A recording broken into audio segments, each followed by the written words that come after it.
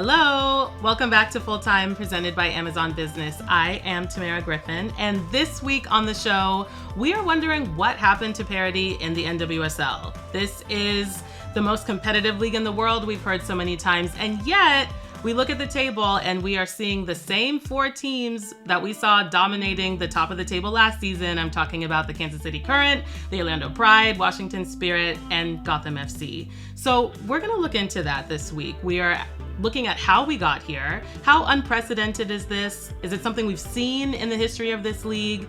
What does it say about the state of the league that clearly these teams are doing something right if they're able to repeat what they've done last season? And of course, looking forward, what does this mean?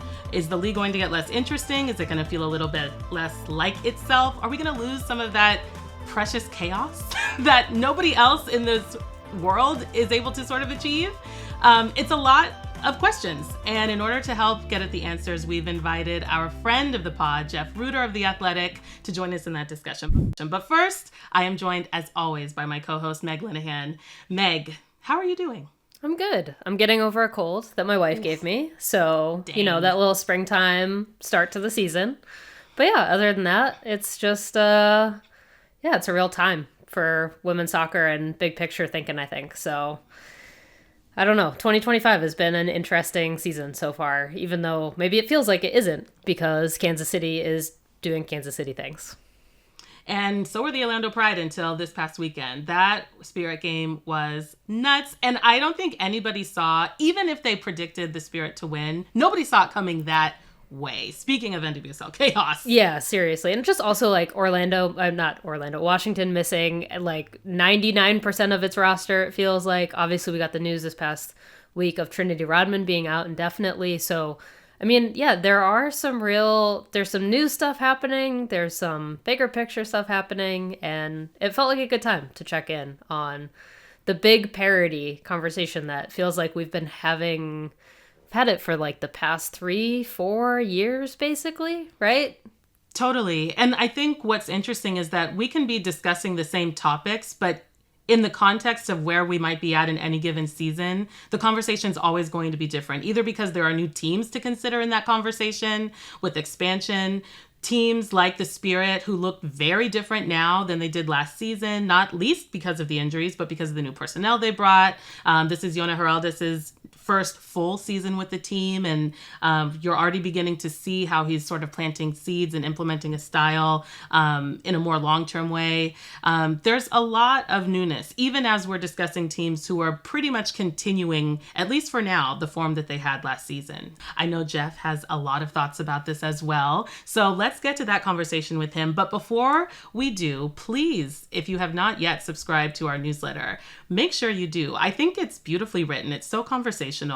When it hits my inbox, I feel like I'm just continuing conversations that I'm having with you, Meg, and all of our other colleagues at The Athletic. It's just Slack. You're peering in on our Slack, basically. Yeah, lifting up the hood of the Slack.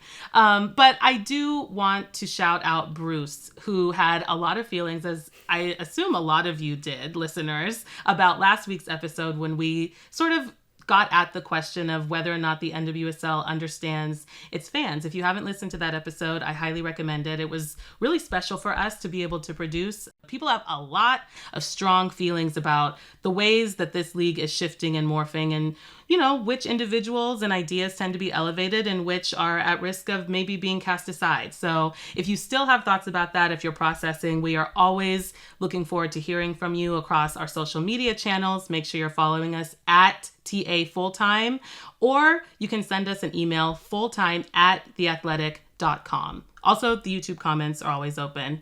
Godspeed for venturing into those waters because, yeah. All right, we are going to take a quick break. And when we come back, our conversation with Jeff about parity, dominance, and the Elite Four in the NWSL. We're back, and we are joined by The Athletic's Jeff Rueter, who is going to help us dissect the concept of parity in the league, where we've been, where we're at, and where we might be going. Jeff, thanks for joining the show. How are you doing? I'm good. Thanks for having me back. It's great. It's happening a little more often. It feels nice to just have these little kikis. It's very helpful for my flow. It's almost like we're making this a regular thing. I love it. Almost. We're going to start developing bits. We're going to have lore soon before you know it. Oh, I know. Just wait till we get the I mean, lore. we've already got Jeff, King of the Midwest, going, so That's true. we got to bring it back. That's right. I love it. All right. Before we start talking about where we are now in 2025, much less 2024, we need to take a step back because as someone who personally started following this league only, a handful of years ago, I know that I am still learning about the history and how that, of course, informs where we are now. So on the question of parity, Meg, can you give us a brief history lesson? Because I think it's easy to look at what we're seeing now and to think that it's new, it's never happened before, but it's not that simple, right? Yeah, I mean, there have always been dominant teams in the NWSL. What I think is really interesting is, we've had kind of these peaks of teams before. You go back to 2013, Thorns were kind of, runaway. But then you have the rise of Seattle Reign, FC Casey, and that kind of two-team battle of someone's winning the Shield, someone's winning the championship. And they had a couple of years in there where they were a clear top two with Portland kind of hovering. Portland comes back into it, and then you have the rise of North Carolina, the Courage, right?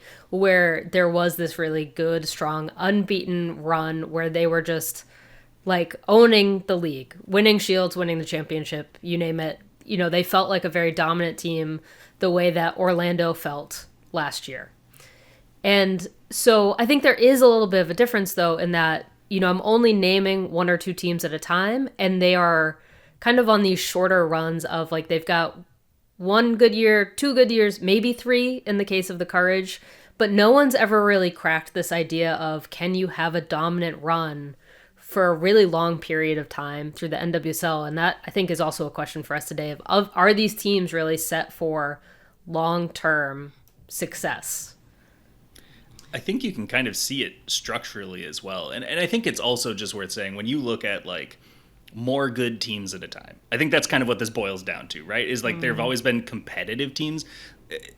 We were talking before we started recording about parity, right? And so to bring listeners into that conversation, the idea basically is that when you have more good teams, does it mean you upset parity? Well, not really, right? Because results can still swing in the balance. There's still like a healthy mid-table. There aren't really teams that are like so far adrift from the rest of the pack that like it's the team that you kind of hide in the corner as you're building your TV schedule, right? There isn't necessarily any of that, but I think that when you look at how did we get to this moment where you're seeing kind of a breakaway pack from the mid-table group, I think it's worth bringing back and referencing the Yates report.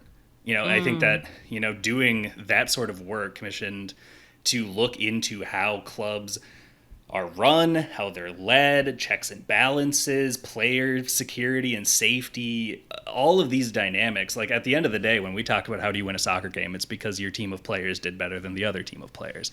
Players are going to thrive better in an organization where they feel treated like people and that they are equipped to thrive rather than overcoming adversity is something that every athlete has to do. But when that adversity is coming from your own organization, your own locker room, from the moment you wake up until you go to bed and even sometimes after, like that is where you really start to look and say, okay, now there is a foundation that clubs can look at and actually ethically build this in a way where players are going to be set up to succeed. That's such a good point. And it makes me want to also mention the importance of the CBA, of free agency, because we're not even really yet to a point where we're talking dynasties, which I think maybe future episode. But there's like an implication of sustainability, of longevity, of being able to build a team, not just for a season, but for the long term. What does it mean to be developing players and like at all stages of their careers, not just the teens, not just, people who are peaking in their 20s, but utilizing players who are sort of at the end of their career all at the same time so that there's this continuous passing of the torch over years. And I think that's also sort of like the next chapter in this when we're talking about longevity, to your point, Meg, about, being able to dominate for more than 2-3 years. I think that's sort of like the next chapter here in that.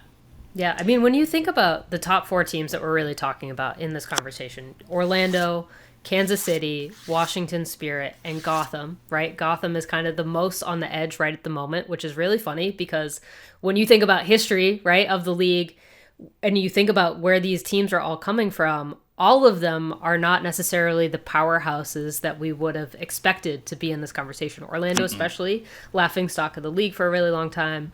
Gotham, as Sky Blue, went through the whole news cycle around the players using trash cans as ice baths and not having toilets at training facilities, all of that kind of stuff. So there really is this sense of what sort of investment have teams made, right? And I think we've said it on this podcast a whole bunch of times before. Money is kind of the most simple and obvious answer, but then there are ways to kind of peel back those layers of what does money, what do resources unlock in terms of being able to build a team that is sustainable, that can win not just a single year in the case of Gotham in 2022, 23, right? Where that was truly like, that was the parity year of the NWSL, where it was constant chaos. Any team could be any team. And the NWSL has been clinging to that narrative ever since, despite, I think, some of the evidence that we're seeing in the face of it. Right. And you look back, let's say 2022. I was just like curious, when did this quartet like suddenly make the leap? And if you look at the standings in 2022, the current finish 5th. They have a 0 perfectly level goal difference. So they are just like the quintessential mid-table side. They'll win some, they'll lose some. They tried to bring in Sam Mewis and Lynn Williams. They were hurt, right? So like, that's your best case scenario. And then the last 3 teams in the standings, in 10th place Orlando, in 11th Washington, in 12th Gotham. That's So crazy. that's 22.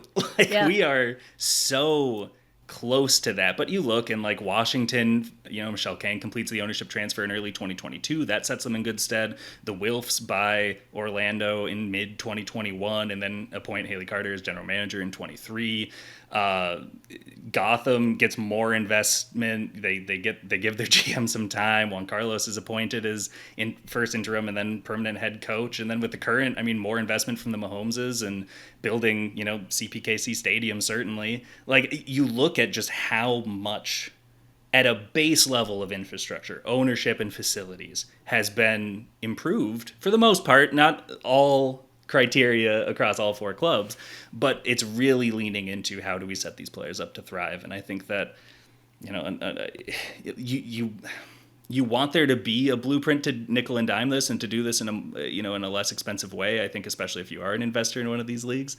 But the reality is you have to put in money to get success in sports. Like, that's the landscape these days. And it does seem like that investment is what accounts for that rapid shift that seems almost overnight from one year to the next, one season to the next, as we saw with Gotham, the year of the parity, 2023. The worst to first narrative was strong, especially toward the end of the season. And it just sort of underscores what, people who have been in support of, the expansion and continued investment in women's soccer have always said, which is that the on-field product is there. And I think the quickness with which we see these changes take effect as soon as the investment piece, that big important piece, is played, sort of speaks to that, right? Yeah, I think we've always had that conversation of, you can look at Gotham and the turnaround, you can look at Orlando, which was slightly longer, but obviously to even greater effect in terms of how successful they have been on the field, and just know that, yes, there is some sort of blueprint, and that answer is just, again, resources and money and hiring the right people, right? Like, there are ways to immediately turn a team's fortunes around in a relatively short period of time. And I do think we are seeing other teams attempt to copy that. I'm sure we will talk about Angel City, right? Because I think Angel City is currently the leading candidate in terms of trying to copy that blueprint and hoping that it works out, and knowing that there is a little bit of a longer term play now, especially as we're now facing down another round of expansion for 2026. But, the other part that we have to talk about, the two of you, is salary cap. Yes. Yeah. We got to talk about salary cap, because that is the other major player on this front. And Tamerra, I know we just heard from Lindsay Heaps, if you want to break down what she had as an opinion, because I think it's a pretty valid one. Yeah, Melanie Anzide, also of The Athletic, wrote a great piece detailing some of Heaps' comments when she was in Lyon right before they had their Champions League semifinal match. She, of course, as one of the captains of the U.S. women's national team, has seen this migration of players from the U.S. and the NWSL over to Europe. And she attributed the salary cap that still exists in the NWSL as a huge reason that players, especially those like Naomi Girma and Jenna Neiswanger, who are at the peak, hopefully, of their careers coming over to Europe, as a major reason for that, and was very sort of like surprisingly, I think, frank about how quickly she thinks that needs to change. She spoke about her own experiences in Europe and in the NWSL, of course, citing, that in addition to the money, some players just need a particular kind of challenge that Europe offers. But she was clear that she thinks that salary cap needs to change. Otherwise, we're going to either keep seeing this sort of elite upper crust within the league, or talent continuing to leave the country. So it's a huge factor. Like I said, we don't often hear players, especially those with this sort of reputation and influence as Heaps, making such clear statements about that, which I think shows how urgent this issue is right now. And I think that you can look and say that like a salary cap and these mechanisms that are established in the league's rules are inevitably going to impact every single team, right? So the way that I think these four teams have found to navigate around it is you find your centerpieces, right? And so I think each team you can look and you can say like, okay, Banda and Marta, check. Chawinga and Dabinia and Bia, check. And you can go through and you can look and say, these are probably the two or three that are like the core that you're building around. And like theoretically every move, you make sure that it's going to like work with this player style of play. Right. But the reality is like, you have to be clever. And I think that the other thing that each of these four organizations that we're talking about today first have done really well is commit to the bit. And you need to do that to succeed. Like, first of all, in profiles of player that you recruit, right? Are you looking for a left back who is going to be able to dribble the ball forward as a converted midfielder like Neiswanger and, be able to send in more chances, or someone who's going to be defensively sound enough where your left winger can not worry as much about defending, right? Is your midfielder expected to tuck to the side? Are they going to stay in the central channel? All these sorts of things, right? And so there's some clarity of positional profile that you can tell when you look at how they're building their squads, but you can also just look and simply say, like, is this organization actually empowering its sporting staff to have the resources where it's not the old model of the head coach is also the general manager, is also the chief scout, is also your data analytics team. Yeah, which is right? Another outcome of the Yates report, right? In that the league has enforced that teams actually have to have staffs. But I mean, to argue on the league's behalf, I think they would always say that the salary cap is what is keeping generally parity in place, right? Mm-hmm. Everybody's playing by the same rules. Everybody's got the same dollar amount. Give or take, allocation, we don't need to go into the specifics of roster rules and roster building. I hate it. But there is this sense of that's kind of the artificial limit that is keeping the attempt at parity in place. And so there are pros and cons, right? It's just a different situation. I think it's a very American approach at a league and feels very influenced by MLS, right? MLS existing as a league prior to the NWSL, a lot of, I think, the roster rules and general concepts were kind of not copy and pasted, but heavily influenced by MLS existing. And a lot of, to Jeff's point, general managers in the early days of the league also being general managers in MLS and taking a very MLS approach in how they were building rosters. Right. So there's that part of the history as well. And so how do you proactively think about what the salary cap does in a good way for the league in terms of trying to keep some level of parity? You don't have complete stinkers. You don't have like a wooden spoon candidate. I mean, we kind of like we've seen it in the NWSL, but like, how do you minimize that as much as possible? Right. While still letting ambitious teams be ambitious. And that's where I think, the league is going to have to really start thinking about how do you compete with Europe, where you can have a Chelsea, you can have a Lyon, you can have these super teams. The NWSL can't compete with that, but should they want to is another big question that I don't think we even have time to get into. And it does feel like the longer they sort of dwell in this middle ground, the more they risk losing, as opposed to choosing one or the other. Because the Elite Four are here They're now entering their second season with that status. I am curious from both of you how long we think this is going to last, if we think that, anyone might be exchanging positions. But to the question of what each of these teams is doing differently, I see sort of a division between Gotham and the Spirit and Orlando and KC. When I look at the personnel and the decisions whether to make a lot of changes, I mean, in the Spirit's case, maybe not always intentional because they're dealing with a bunch of injuries right now, which is its own kind of conversation about how they've adjusted to that, versus Orlando and KC, who made very few changes to their roster. And to me, seem potentially more poised for that long-term dynastic run that we were discussing. But Jeff, I'm curious how you're thinking about that, because it seems like both paths are leading these teams to the same place again so far this season.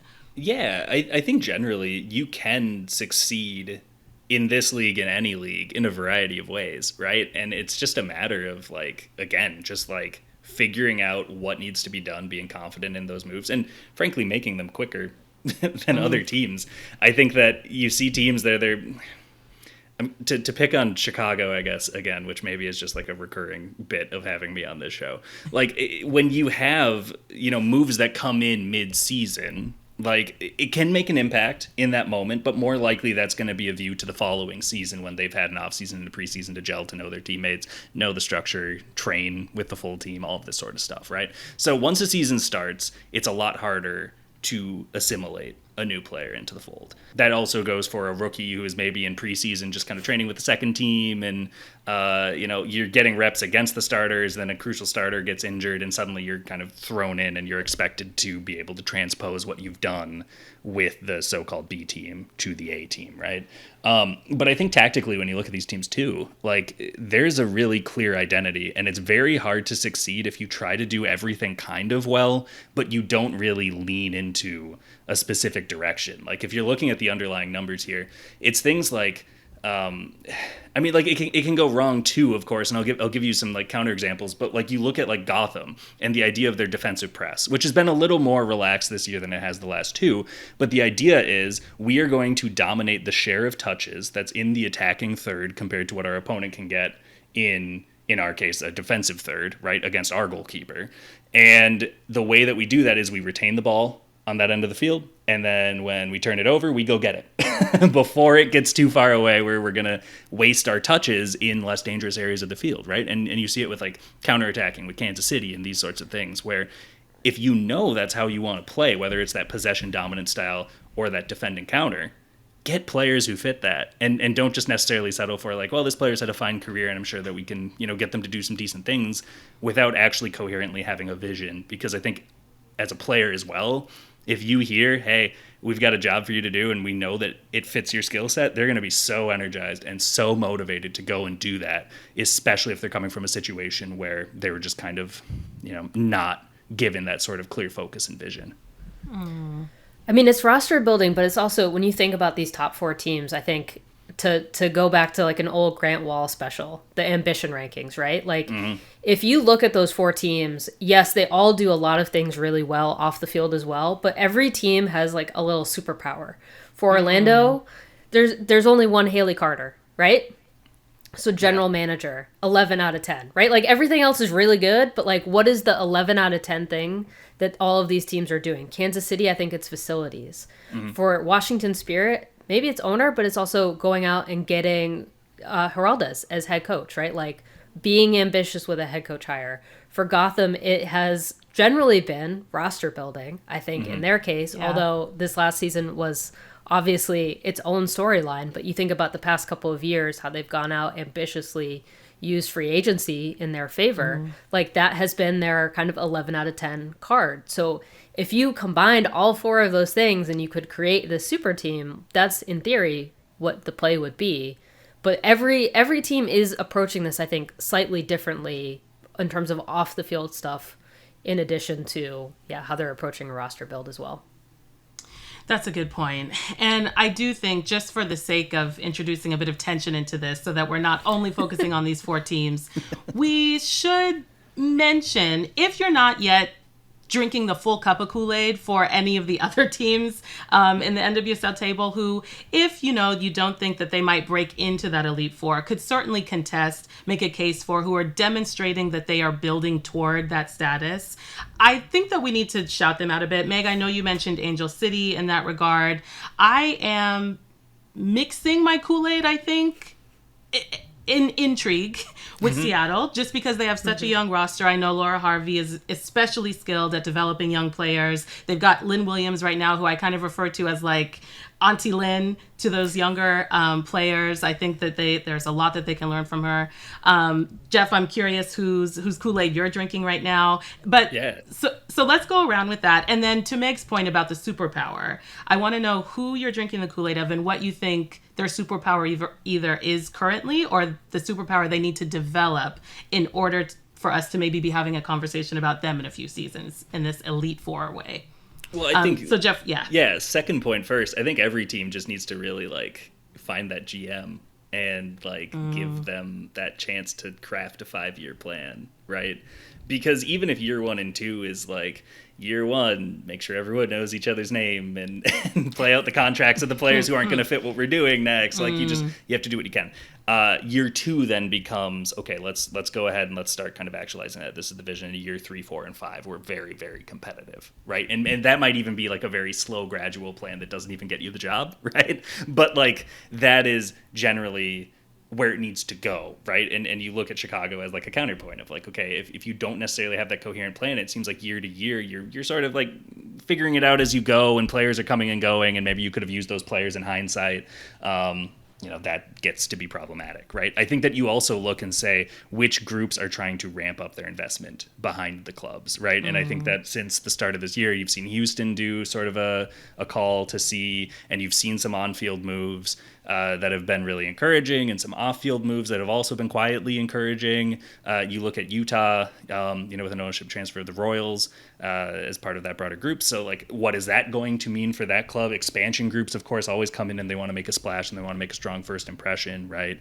You think of San Diego a few years ago. It's amazing how quickly, like, again, this stuff like ebbs and flows, and it's like this team can win the Shield one year and then the next year, like, oh, no one knows where you're heading down these tracks anymore, right? So like that's where you need to have that like skilled, coherent like vision and a leader that the organization will trust, that the employees will want to work for, that they will want to get in lockstep with in terms of this is where we're heading and why we're doing it. I'm still pretty open. Like I'm still kind of in the sample room of the Kool-Aid factory, like just trying to figure out and see what everyone's pouring and mixing and what the sugar balance is of all of it and what my heart can take long term. And I think it's just, that's exciting. Like you like to see a plan as it comes together, and you like to be kind of ahead of the curve of some of these things, because I think that you look, and Gotham worst to first caught a lot of people off guard. Orlando scaling up the way they did as quickly as they did caught a lot of people off guard. The Current, maybe not as much, I would argue. I think that, there was so much excitement about CPKC, and there's something physical, tangible that you can actually look forward to opening,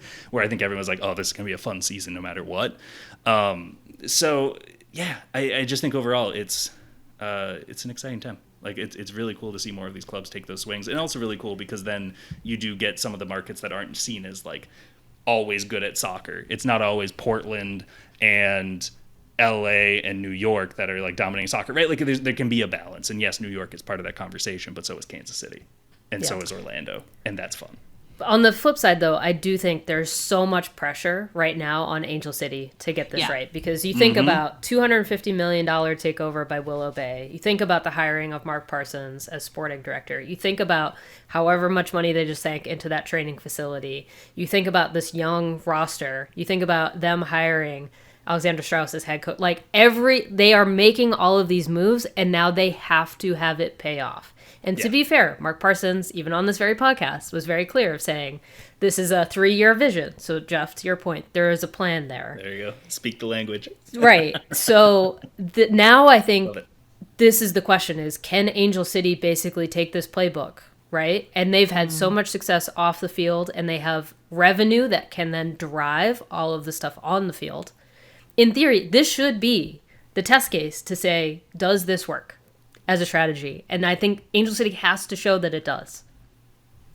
I agree. And when I think about the recent history of expansion teams, with that investment coming in at such high levels early on, I think it's almost like accelerating the amount of time that, I mean, you look at San Diego Wave and their inaugural season. You look at the investment that Denver is making, just setting the bar for the next expansion team. Angel City, you know, they had the same expansion year as San Diego, but I do think, to your point about the pressure, it's like you're already starting with so much money. The expectation that you know, return that in a shorter period of time is even higher. So I agree. I feel like Meg is adding a shot of a little something to this Kool-Aid, which I am so here for.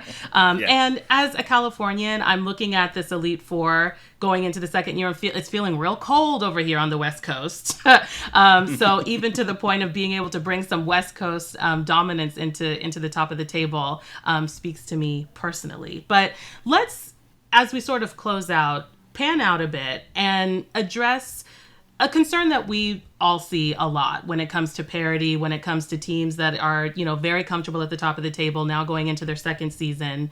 The concern is, will this league be able to maintain the thing that has always made it so special? I think, you know, people look at the WSL and, you know, you can pick out which games you want to tune into on any given weekend because you have a sense of how they're going to go depending on who's playing. That has never really been the case in the NWSL, even now. So I feel like we need to sort of hold people's hands with this a bit, because I think that even with the introduction of this Elite Four, the league has not become any less chaotic. It's not become any less fun. I would argue that it's become more fun in a lot of ways. I mean, just this past week, we had a whole Cascadia rivalry, but the game that everyone maybe outside of those two teams seemed most excited about was Orlando Pride and Washington Spirit. And part of the reason for that is because of what they have been building. So, Jeff, what is your sort of take on this? What do you offer people who are, you know, concerned, clutching pearls that this league is going to stop looking and feeling the way it has the past decade plus? I think it's really difficult to envision where it can't be this way, where you do have those surprises, where every team is like one suspension or injury away from like looking so different and having to play in a very different way, right? Like, first of all, like the teams that'll make up like an Elite Four will always change, right? There will be rebuilding cycles and teams that are just hitting like a purple patch in a wonderful stretch of form. I think it's very good for the media. I think it's very good to be able to have, these are the favorites, these are the underdogs, these are the rising challengers. Like, if you can just break it into those groups, it is so much easier to figure out how the storylines go if you're a broadcaster, where to look for the teams that are like on the rise and stuff like that. I think that is just, it's getting a little easier now that you can kind of trust that there are processes that are being played out right now. Our jobs are a little bit easier when it's not like, who knows what could happen and who knows what's going to happen this next weekend and at the end of the season, right? I think that for fans, it's good because there are games you can like really look at and beyond your local rival or your like established competitive rival and look and say like, oh, I cannot wait until we get Orlando here and we're going to show them a difficult game, hopefully, and we can see what the player that I've come to really like as a fan can do against like the best in this league, and being able to identify those, that's only a good thing, I think, too. So I do think it's actually a good thing for the competition overall, and I think it's good for the broader ecosystem. It's just different. And so I understand the discomfort. I really do. But change can be good. I just also think, like, when we go back to that historical conversation we opened with, right, the fact that it was generally one, maybe two teams, and the fact that we're seeing it be four, I don't think there's also a limit necessarily on this Elite Four, right? Like, other teams can join this tier. And yes, you might get some, you know, Orlando was a clear stretch above everybody last year, right? But there was still other really good teams in the mix. You think about the start of this year, would any of us at the start of this year predicted that North Carolina Courage would be the only team without a win right now? Absolutely not. No. So there are still surprises in store. There are still very much, you know, the fact that the Courage have not managed to win a game yet. Like, that, to me, they are not the worst team in this league by a long shot, right? So there is a real sense of there are still mysteries to find out week by week. But because so much of what we've talked about shows that there's a clear link and correlation between investment and performance, that should be what we want out of the NWSL, is teams investing and getting results. So yes, sometimes you might know if Orlando's going to go play someone that Orlando is heavily favored to win. That feels like an okay trade-off to me. It's like an abundance theory. There is plenty of room for people at the top if you're willing to work for it, if you're willing to invest. And I think the trickle-down effect that I'm most excited about is that there are more games week to week that we will be watching, not just for typical NWSL chaos, but sort of to help clarify these questions of, yes, teams are competing on the field, but the clubs are now competing for investment, for staffing, for recruitment. It just enriches the game, I think. So the more the merrier. More is more. Right now, I think, is sort of the era that we're in. And we will keep seeing how this plays out. I mean, we're still pretty early in the season. Jeff, thank you so much, as always, for joining us. I can't wait to build more lore with you Yes. as these episodes continue. And we'll see you soon. Yeah, this was awesome. Thank you so much. All right, Meg, before we close out, I have to shout out our podcast producer, Theo Lloyd-Hughes, who crunched some very important and sort of eye-popping numbers about the state of the league that I think illustrates this sort of concept of an Elite Four in a very stark way. He found that of the 13 games that have been played, the difference between the Elite Four and the rest of the league in terms of record, 11 wins, 2 draws, which both came from Gotham, and 0 losses, 33 goals scored, and only 4 against. That's crazy. Yeah. Some real stark numbers for the start of 2025. But again, is it a bad thing? I don't know. I don't know yet. Again, it's April. It's April. All this could change.